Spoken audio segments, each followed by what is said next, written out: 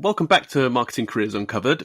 Over the last 6 months or so, we've learned from a whole host of marketers about how they've developed the skills needed for success, learned from others, supported their peers, carved their own paths, and often really jumped headfirst into often very unfamiliar territory. My next guest, Wendy Melville, is absolutely no exception to that rule there. From the moment we met, it was really, really clear that she's got bags of experience, loads of practical insight and tips, and also introduced me to a term I hadn't really come across before, Fractional Marketing Director, which I'm sure we'll dig into shortly. So thanks for joining me, Wendy. Why don't you tell us a little bit about what you're doing right now and what all this fractional business is all about? Sure. So my official title is Fractional Marketing Director, but what that actually means is that I work with organisations and businesses who want or need a marketing director and need some help with that strategic piece, but they don't necessarily need it full time, or they don't necessarily have the budget for that role full time. So I work with a few different businesses, ranging from 1 day a month as more of an advisory role to 3 days a week with another client managing their day-to-day marketing operations and, campaigns and tactical stuff as well. So a nice bit of variety there, really. Oh, definitely. I'm a bit of a butterfly, so it's nice to have all of the spinning plates and the multiple projects. And so what was it that really attracted you to this? Let's call it this fractional space. So I'd always been kind of permanently employed in kind of full-time roles for the last 20 years or so, which makes me sound incredibly ancient. And that was everything from events management to demand generation and campaigns, from partner marketing to a few years as a product marketer and kind of most things in between. And I was made redundant during COVID, as so many were. And the contracting piece came more out of necessity.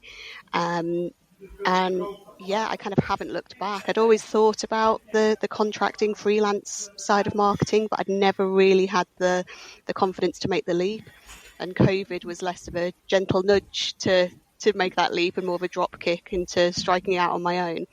And I have to admit, I wish I'd done it sooner, because it's been an absolute game changer for me. I really enjoy it. So do you think you would have still made this jump had it not been for COVID, but maybe a few more years down the line?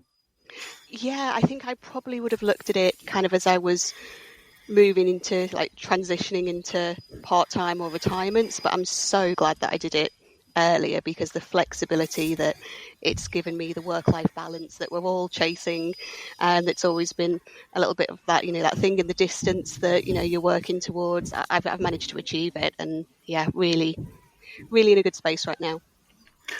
Very good. So given, we could have lots of different answers to this question, given the sheer variety of things that you're doing. But it'd be really helpful, across your portfolio. What kind of work are you involved in? What do you do on a day-to-day basis with some of your clients?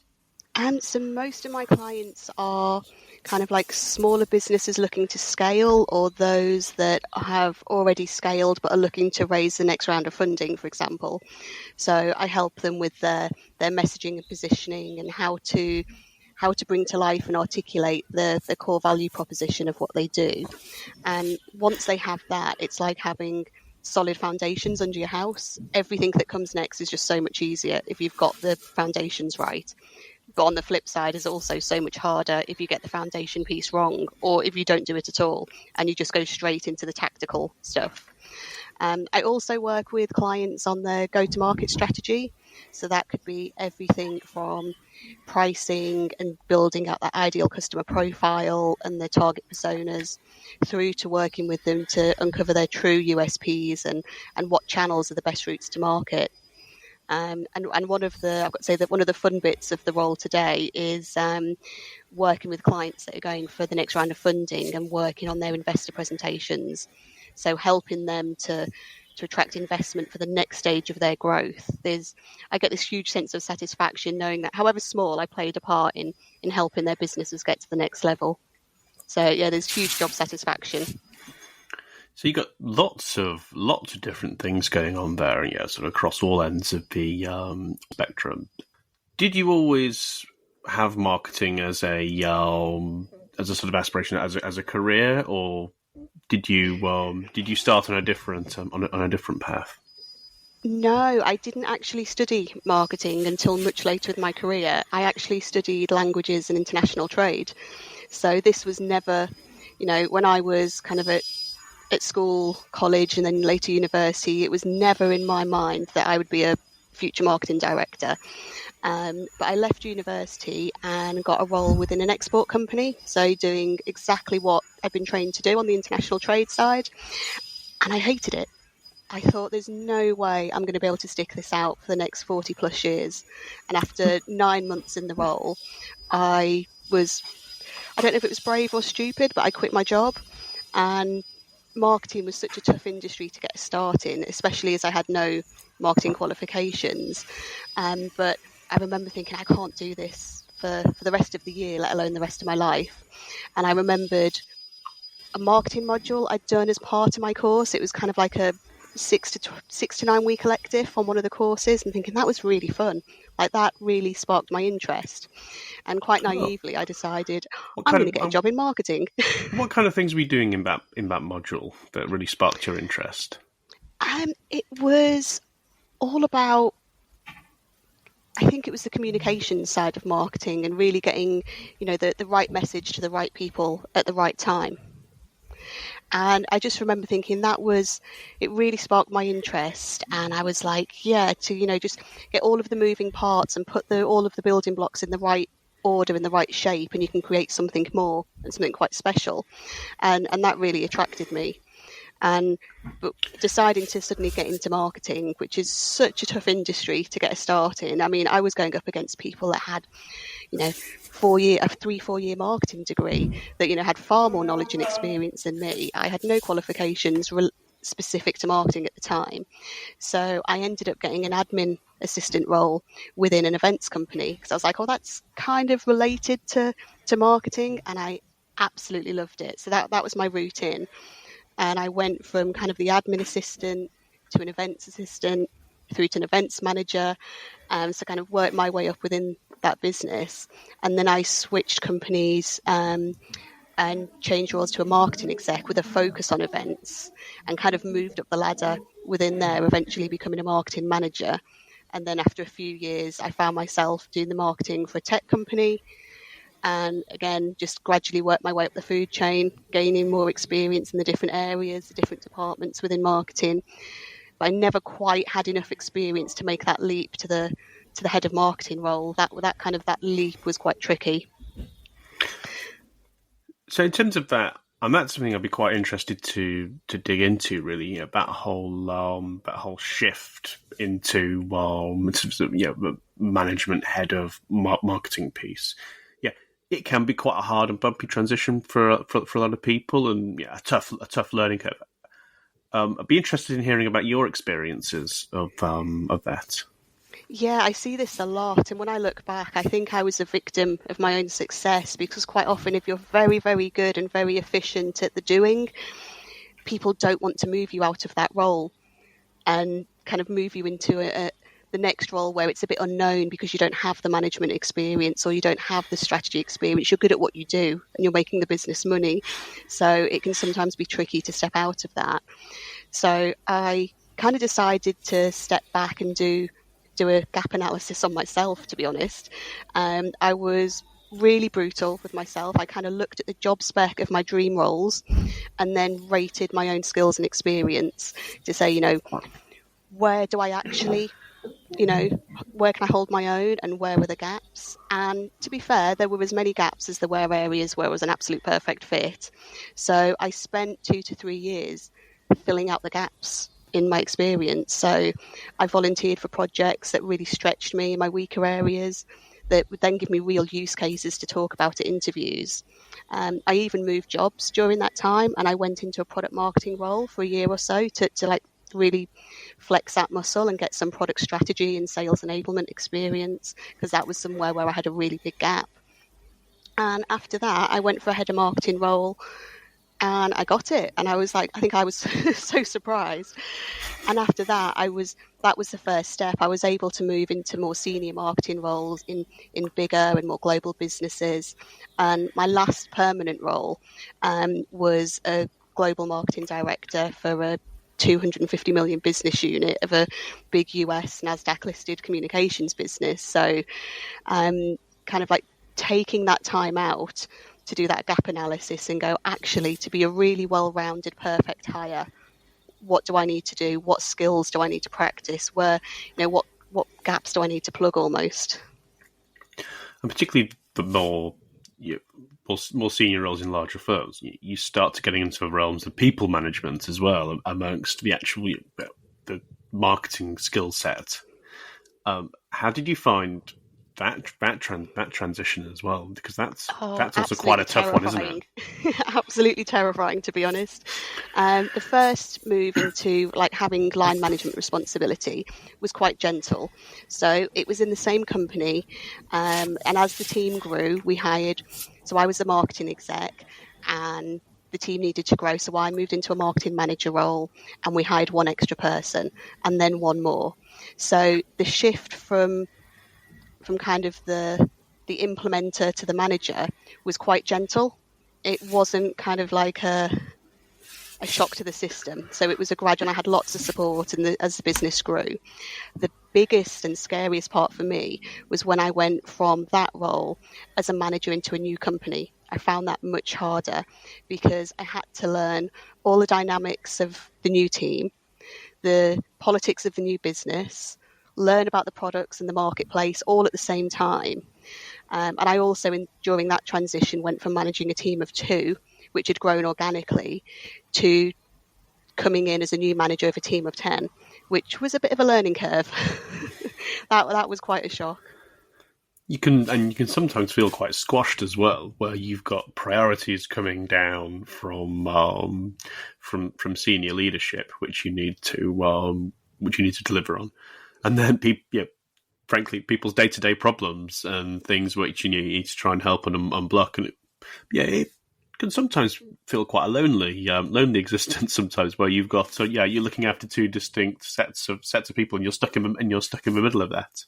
Yeah, and that was where the product marketing experience came in really handy, because as a product marketer, you're managing very many different stakeholders, from the product team, the technology team, the leadership, the marketing, the sales. So that was where I was so glad that I had that stakeholder management experience, because that really helped as a people manager. The other thing that I found was I didn't spend much time doing the actual marketing anymore. And that was something I hadn't really considered, because a lot of my time was spent mentoring the team, making sure that they had what they needed, making sure that roadblocks within the business were moved out of the way so they could get on and do their jobs, so they could be successful. I spent more time on reporting, so many hours management reporting. And I could go 3-4 days and not have actually done any marketing. And I was like, what's going on? So that was a big shock, that I didn't realize how much of my kind of hours during the day would be taken up with kind of the management and less about the marketing. And I don't know why, but that kind of hadn't dawned on me as I moved into that management role. So that was quite an adjustment. You don't really see it quite so much when you're a junior marketer. I mean, the thing that didn't quite prepare me so well for my own experiences in making that jump was all my other managers that I've ever had made it look really, really easy and straightforward. And it's like the sort of swan gliding across the across the lake. You can't see the legs and the sort of kicking and screaming going on underneath. So like, oh well, how hard can it be, really? Yeah, they make it look so easy, some people, don't they? Yeah, but and the answer is very hard. Yeah, in a really strange way, I think the fact that I'd had some pretty terrible line managers over the years, I kind of knew what sort of manager I didn't want to be. And even though I didn't know how those really good managers that I'd had, how did they manage it all? How did they make it look so easy? I had a management style that I aspired to, and I had another contrasting management style that I very much wanted to avoid. And kind of that was how I navigated my way through the middle of, it was kind of to be the boss that I wish I'd had in some of those roles. one of the things I just wanted to pop back to is, so you did a sort of short marketing module as part of your part of your degree, which sparked that interest. As you started to take a hold in some of those marketing roles, given that it wasn't anything which you particularly studied in any depth or breadth, did you at any point feel like, actually, I really need to get back to basics a bit, hone some of the principles, and use that as to go back to your, using some of your own words, building the foundations? Definitely. So I kind of learned on the job with most of my marketing skills. So it was like quite an organic process of learning what mattered most to the businesses I was in and how to replicate that. But I always had a huge sense of imposter syndrome, because there were these people that I'd be working with that, had qualifications, they'd been to university to study marketing, they had letters after their name, and I kind of was beset by imposter syndrome for quite a while. And just to build out those core marketing foundations, once I realized that marketing was definitely what I wanted to do and like this is a career for me, I decided to go to night school to get my CIM qualifications. Now, at the time, this was back in the day, there wasn't the range of kind of digital marketing courses and kind of like other courses out there. CIM was still, and is today, I think, the gold standard for the foundational piece. And it took me a few years to get through all the modules, I'm not going to lie. But I've got to say, doing it this way, kind of in the evenings while working, I was able to implement what I'd learned each week in the real world and see, what was helpful, what was practical, what needed changing, what maybe wasn't as relevant in the industries I worked at. But doing it kind of in that slower, longer format definitely helped things stick with me, because I could test and learn as I went along. And it also set me up with a learning mindset, which, to be fair, has stuck with me to this day. One great thing that I absolutely love about marketing is that it doesn't get boring. There's always something new. There's a new technology. There's new products. There's, new ways of doing old things. So it's constantly evolving. And, the learning mindset is essential, really, if you're going to progress in marketing, I'd say.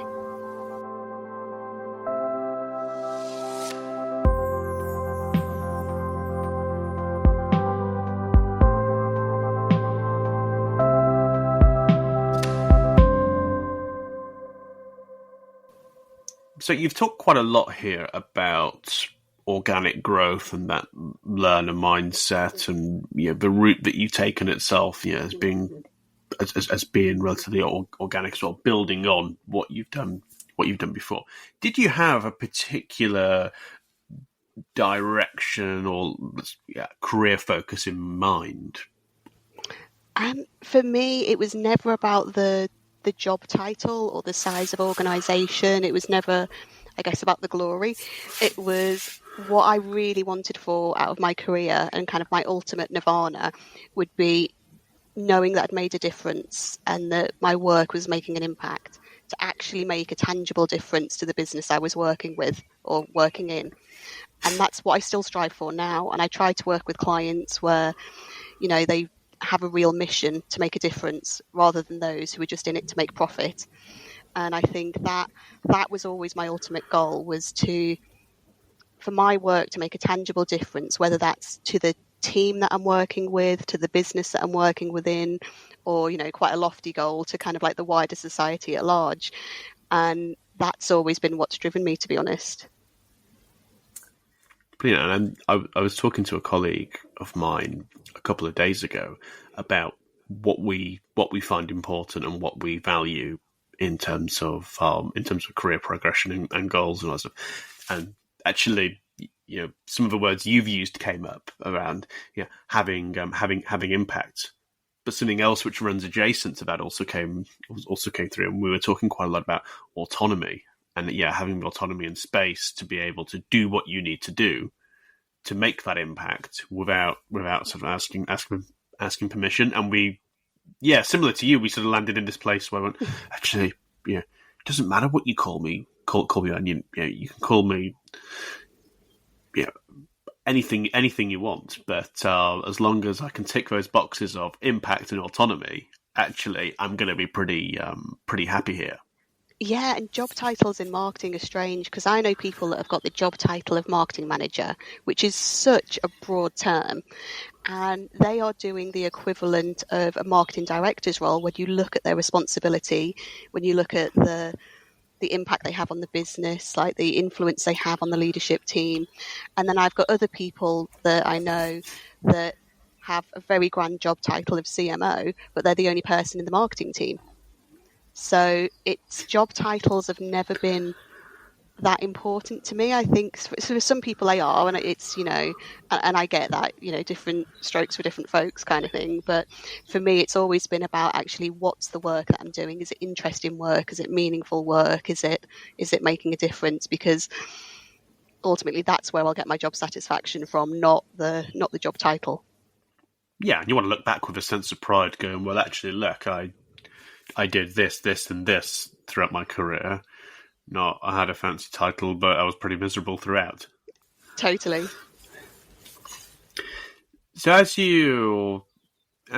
you're seeking roles and experience and work, to make that impact, did you find that there were some particular skills which you were finding more important than others in terms of getting you where you wanted to go? Yeah, I would say once you've got the foundational piece of you can do the job, so you know the basics of marketing, you can do the what needs to be done from a practical sense of the role. I would say the one skill that will get you furthest would be your people skills.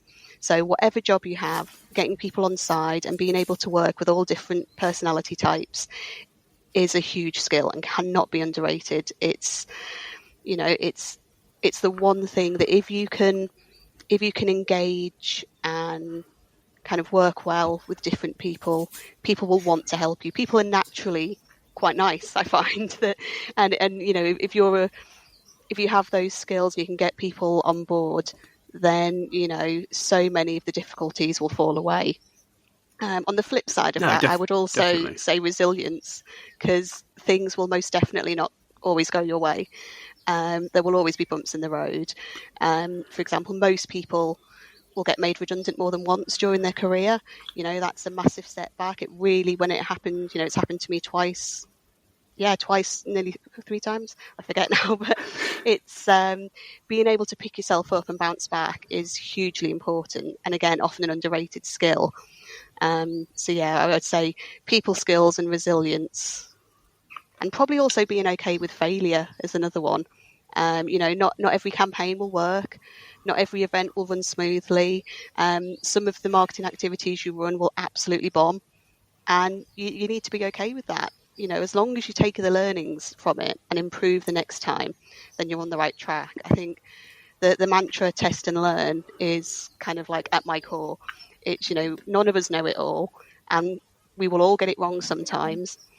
And that's okay. I think, being kind to ourselves is quite important too. Yeah, we all make our fair share of mistakes. I'm thinking about some of the people skills pieces. What are some of the practical things you found really, really useful in helping to develop those things? Because people skills and resilience can sometimes feel quite nebulous things. You're born a bit woolly. You're born a people person, or you're not. And I would say, teach yourself? Some people, I describe myself as an anxious introvert, which people seem quite shocked at. Oh, but you'll come and present at things and you'll talk and you have this confidence. And I'm like, oh no, I'm constantly second guessing myself. It's, you have to flex that muscle. And I think when it comes to people skills, it sounds really cheesy, but I would say, don't be a dick. Can I say that on the podcast? You just did. Be a nice person. Do as you would be done by, kind of thing. Because on the whole, people are generally quite helpful, and they're good people, and they want to do things for other good people. So I think if you go into it with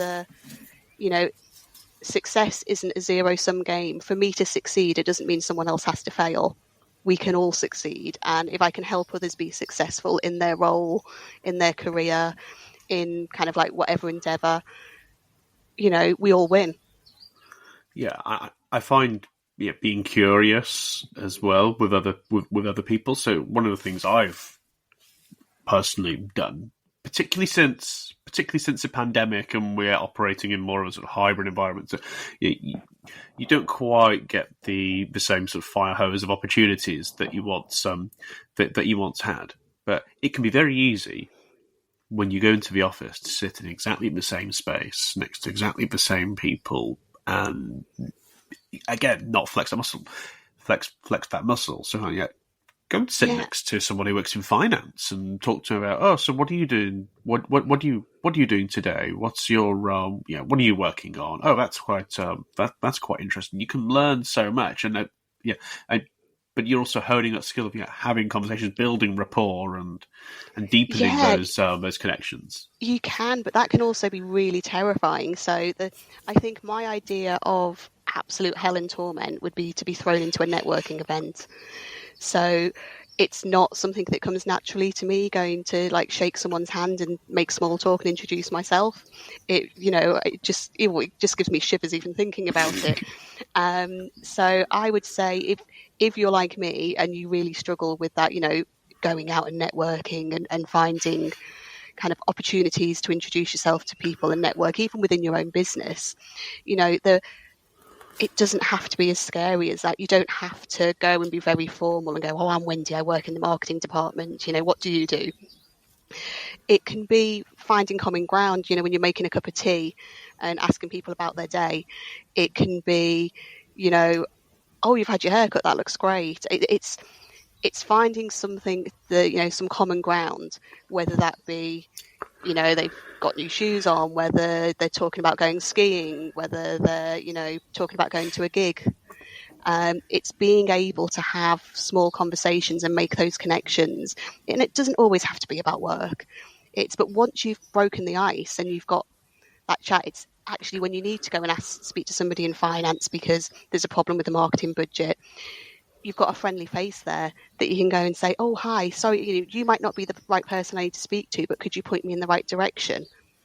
And already you're making connections within the business that you didn't even know about. And then if you extend that beyond the business, when you're at kind of, events or kind of different environments, I would say the same thing flows through. It doesn't always have to be, networking doesn't always have to be scary, because quite often, the best relationships and kind of like some of the best kind of like business development opportunities I've had have come from chatting about nothing to do with marketing and nothing about work. Yeah, people are people. Yes, and we can sometimes forget that and become quite robotic.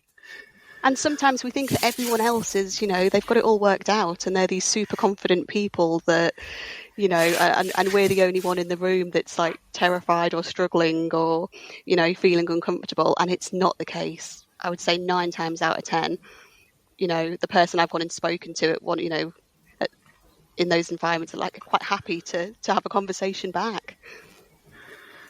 And what about resilience? Again, this is a term that has been bandied around quite a lot. What does resilience sort of mean to you, really, and how do you develop resilience and that's slightly thicker skin to when you do get knocked back or people fire machine gun bullets into your into your ideas, how to not crumble, essentially? I have this mantra that I've said to different teams over the years that, we work in marketing. We're not brain surgeons. If we get something wrong, nobody dies. So it takes a lot of pressure off yourself. Things will go wrong. Things will not go our way. There'll be jobs that we really wanted that we don't get. There'll be projects that, that fail.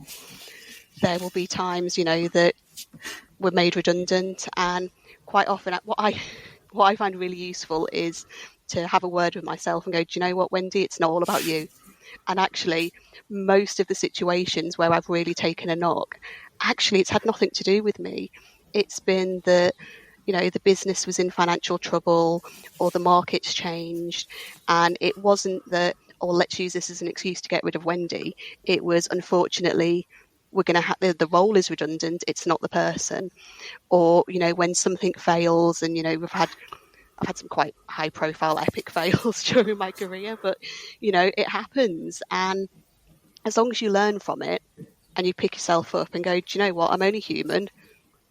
Shit happens, mistakes happen. As long as you don't keep making the same mistakes, that's okay. And also, I think we just need to learn to be a little bit kinder to ourselves. I think we hold ourselves to much higher standards than we would hold any of our colleagues or our teammates. And I think that helps as well, that actually, if it was my colleague or someone in my team that had made that mistake, would I be beating them up as much as I'm beating myself up? And that's quite a nice bit of clarity. And you go, actually, no, I'd be like, you know what? You tried your hardest, it didn't work out. Let's move on. Yeah, and in some of those situations where things are completely out of your control, actually, what's the benefit in agonising and pulling things apart? There's also an art in focus energy and attention on what I can control and dispense with the things that are completely out of my hands. Yeah, I think easy to say, harder to do. But if you think of yourself as a third person and go, you know what, if this was my friend that this had happened to, would I be giving them as hard a time as I'm giving myself right now? And I think that's a really good way of going, actually, it's okay. You can let yourself off. Just take yourself out of the equation. So always, like sort of out of body experience. Look at it from above and go, actually, what? Yeah, you would think about it differently. Yes, you're right. So, if next thing I sort of quite like to pick out, and there's usually always some quite fun, interesting answers here. What are some of the things that you're really most proud of, your high points throughout your career? Oh, that's a really good question. I think it would have to be those moments where I've really pushed myself out of my comfort zone and achieved things that I would never have imagined. So a big one that comes to mind was, like I said, I'm a bit of an introvert. I, don't like standing up in front of large groups of people to present, because I think, there's far better speakers in the organisation that can do this. But I was invited to speak at one of our sales kickoffs for an organisation I used to work for. And it was speaking on stage to the global sales team, which was 250 plus people, at our global sales kickoff in Las Vegas. And especially as it was only a year before that, my biggest public speaking foray was to a room of 10 people in a seminar in Bedford, near where I live. So it was quite a step. It was absolutely terrifying, but so glad that I did it. And again, I think I was my own worst enemy. All of the things I'd convinced myself that were going to happen and that were going to go wrong, none of them did. I was well prepared. I delivered it. It was engaging. No one fell asleep. They all clapped at the end. So yeah, that was, I would say, doing some moments where I've done something that I'd never dreamt possible. It gave me a really huge sense of, achievement. Another one would probably be going back to get my MBA. So, there's never a perfect time to do an MBA because it's such a big, financial commitment, time commitment.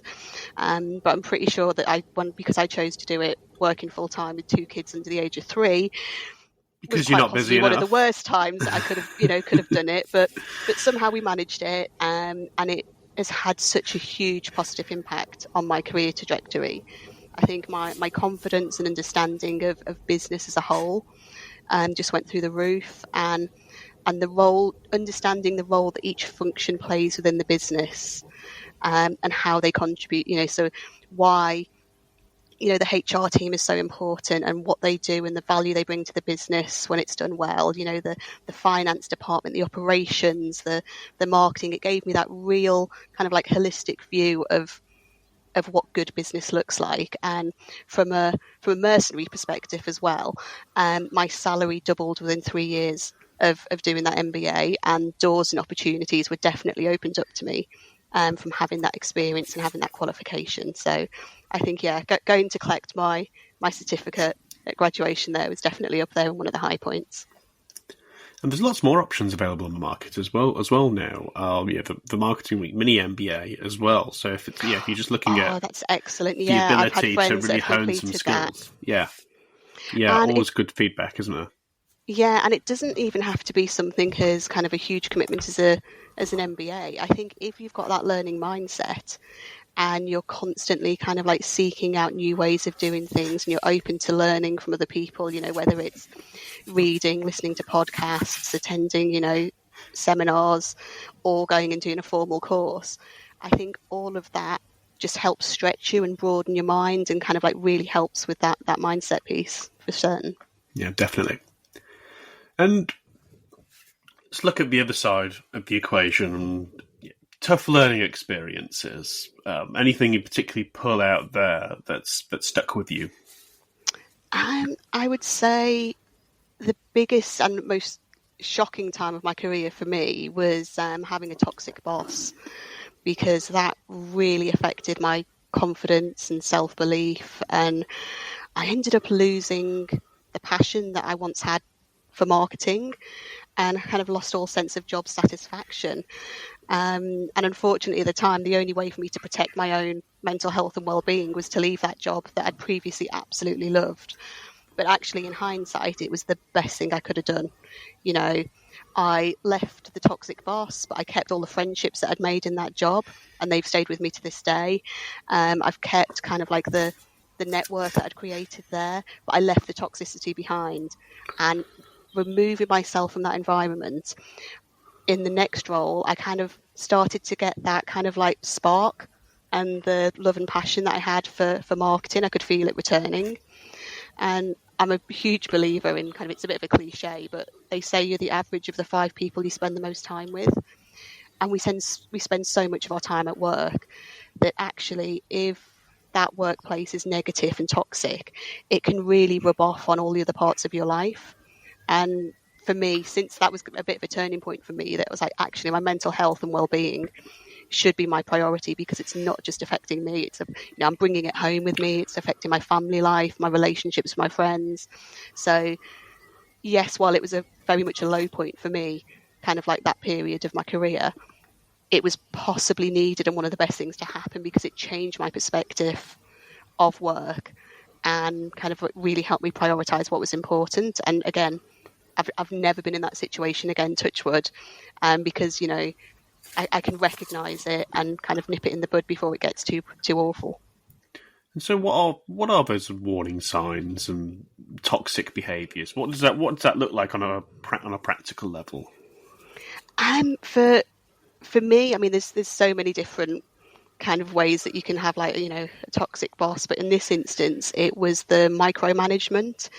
And I kind of lost all confidence in my own ability, because everything would be picked apart. There was quite a lot of gaslighting where, it was like you'd come with ideas and then they'd be squashed, but then suddenly they'd appear in the next meeting as somebody else's ideas and presented and pitched. And, they'd be like, oh, I don't know what you're talking about, Wendy.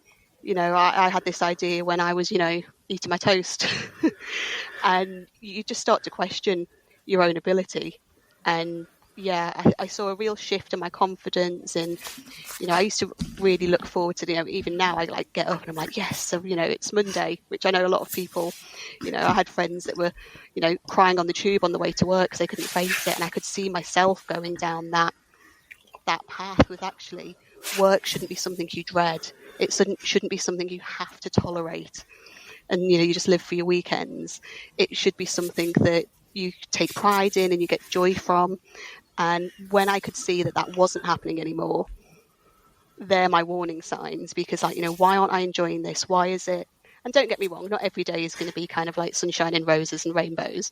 We're all going to have the days where, oh, I've got to do the data today, or I've got to do this. And it's bits that you don't enjoy as much. And that's just like, being a grown up and adulting. But I think when every day is like that, and every day, even the stuff you used to enjoy is just a chore and is negatively, and when it spills out of your work hours and it's affecting your home life, I think again, That to me is the red flag. Yeah, definitely. And then sort of thinking quite broadly now across your experiences.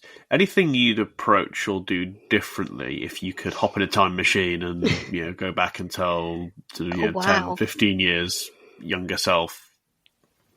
Do you know, I don't know that I would go back and decide to do a marketing degree, because I think the skills that I got, learning the languages that I learned and having that experience of going into the wrong career, I think really did lead me to having the right career. I guess the one thing that I'd do differently I would say yes to opportunities more. I'd take more chances. Because hand on heart, I can say I don't regret any of the opportunities that I did decide to take, but there's a few that I regret turning down, because I think, oh, what would have happened if I'd said yes to that? And so, yeah, I would say yes to more opportunities, because worst case, you try it doesn't work out, you go back to what you were doing before.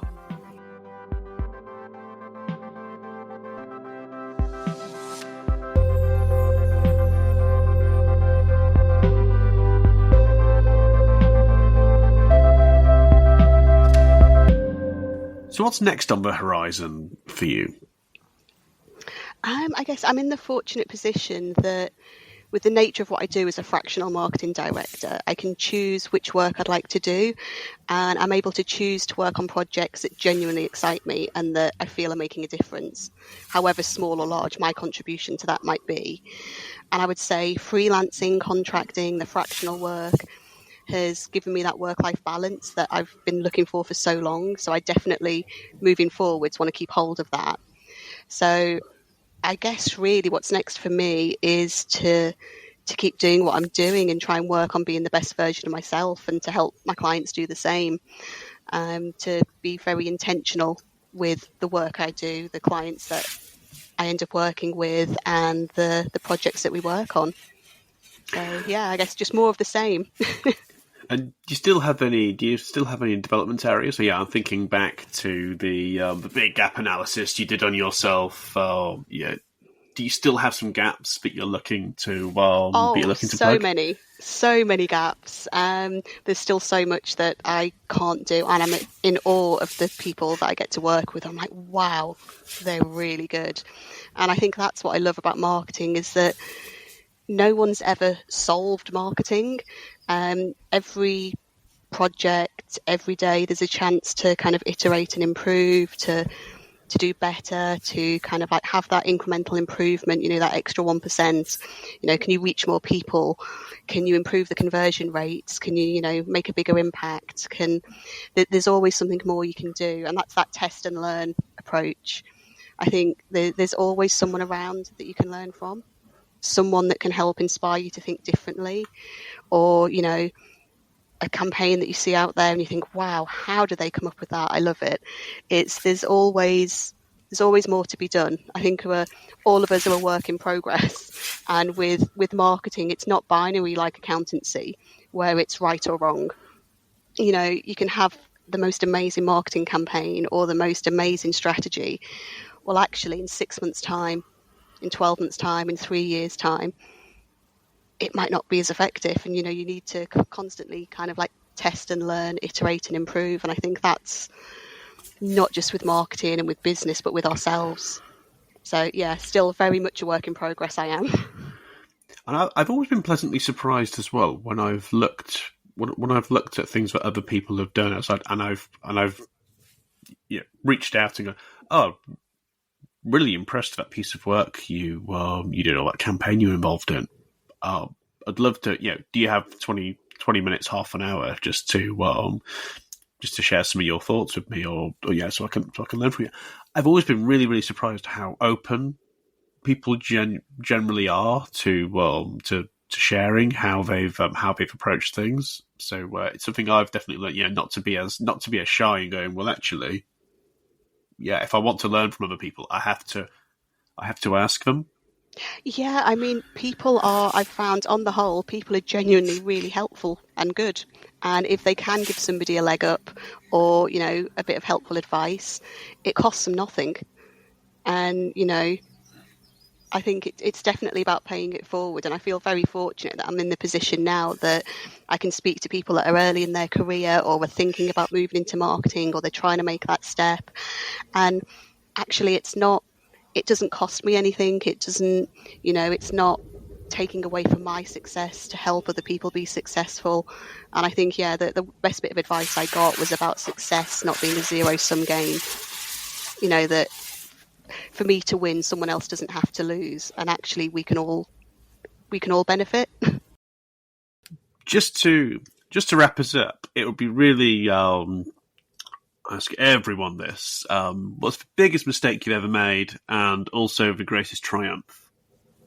Oh, that's another really good question. Wow. I would say one of, maybe not the biggest mistake, but definitely the most memorable, was an autocorrect fail on a rather large email that went out to all of our key business partners. And I'm talking like C-suite business leaders. These were like CEOs, CFOs. They were like, business leaders from some top tech companies who were being invited to an annual event to meet our CEO and our leadership team. And as part of that event, we had some hospitality. And that particular year, I think the hospitality bit was a bit of clay pigeon shooting and some other outdoorsy type activities. And at the end of the email, I added a reminder for them to make sure they bring their wellies ready for the because I'll need them for the post-event activities, as in Wellington boots. I think I know where this is going. Yeah, needless to say, wellies was not recognised by Microsoft Outlook and auto-corrected to something quite different, which changed the whole context of the post-event activities.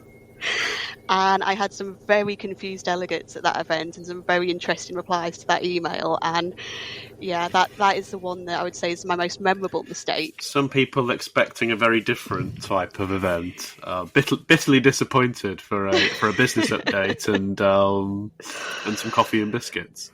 Yeah, so that one was definitely not my finest moment of marketing communication, shall we say. But you lived to tell the tale. I did, and again, the event was a success. It was definitely memorable, and I managed to have some really great conversations actually with business leaders that I would have been terribly intimidated to go and shake the hand of and talk to, because to me they were proper grown-ups. They were these C-suite business leaders from like these huge companies, but actually the ice was broken and they were like, "Oh, Wendy, nice to meet you. Thank you for the email." And suddenly, we're all just human. So it was definitely an icebreaker. Okay, and greatest triumph. End on a high. Oh, that's a tough one. I would say there's been lots of like micro triumphs. So I'd say when I've managed to have like quite a big impact in a short time frame in any role. So I think where you can see the tangible difference that your marketing, that your contribution has made to a business, that you've managed to turn that dial or to kind of like, make an impact on the numbers. And one that jumps out to me, I would say, and it's not that, sexy or kind of like, a big campaign, not that creative, but I introduced a new lead scoring system. So we didn't change the demand gen or the traditional marketing activities that, people usually associate with making a big impact and, having this amazing campaign. It was all business as usual. And instead, this lead scoring system helped the business prioritize and rank their inbound leads based on who the company was, the individual demographics, as well as like the behavior of that particular prospect. And what this meant in real terms was that sales could very easily see who was a high value lead and who was more of a tire kicker. And this was had a really fast and significant impact on their sales pipeline within just a few weeks, and then made a massive impact on the following quarter's sales forecast and kind of like opportunity pipeline. And I would say that one was where I've had like a really big impact on quite a short time frame. I could go, yeah, I did that. I made a difference, score to Wendy. You are good at what you do. You kind of like need those moments to like step back and recognize the value that you bring. So I'd say, yeah, that would be one of them where I can see I actually made a difference, not just to the business operations, but to the bottom line numbers as well. So yeah, I don't know if I get to give myself a pat on the back for things, but yeah, that would definitely be one of them. Round of applause. Well, thank you ever so much for spending some time with me. Loads of people to think about there. Some things for me as well. Loads of really good tips and advice there. So thank you ever so much. No, thank you so much for having me on the podcast. It's been great, and it's just strange being on this side of it and not listening in.